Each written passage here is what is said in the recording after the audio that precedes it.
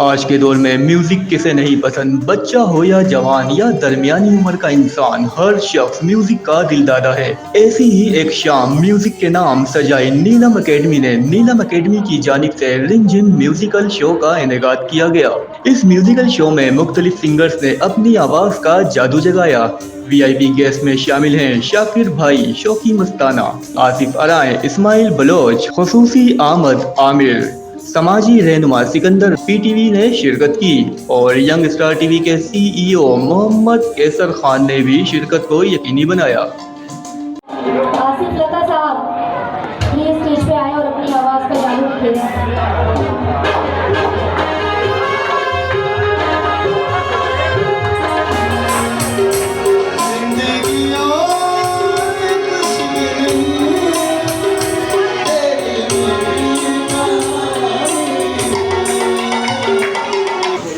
अच्छे अच्छे लोग सबका ही नहीं होंगे हम तो ये प्रोग्राम ऑर्गेनाइज किया है रिजवान ने और इनका साथ मैंने